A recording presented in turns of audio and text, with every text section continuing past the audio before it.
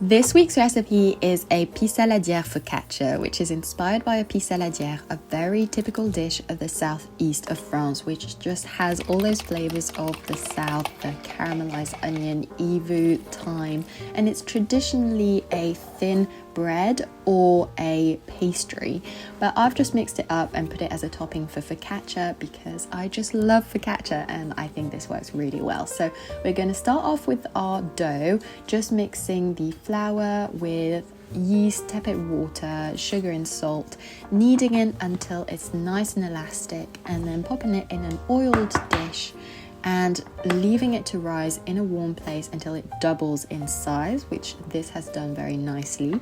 And then we're going to remove all those bubbles so that it can rise again more slowly.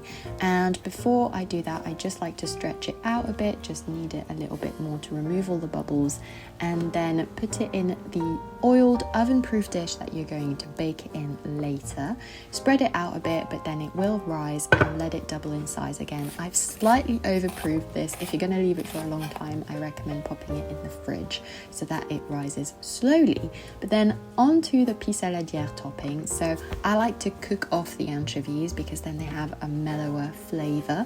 So let them brown off nicely on a gentle heat, sizzle away, and then add all of the chopped onions. This does take a bit of time. Try and slice them as thinly as you can. Then I add thyme, and I like to add a bit of cumin because I think it goes really nicely with the onions. I think that's because my mum always put cumin in onion tarts when I was growing up, but it does work nicely, but it's just got that familiar taste to me as well. And then oil the focaccia, create those nice little dimples so it rises evenly in the oven, salt the top, and then add the cooled down onions, which have caramelized nicely, lid on. Takes about half an hour for them to get all jammy like this. Then traditionally you would top a pissaladière with anchovies and black olives.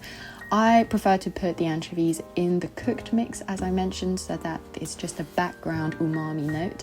And I don't like black olives, so I use green, but that's up to you.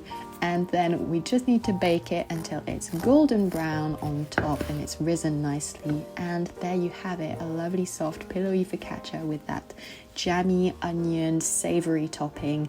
You can have it as a little aperitif, or you can serve it with salad as a lunch, or dip it in some soup and enjoy. If you've got any left over, it freezes very nicely.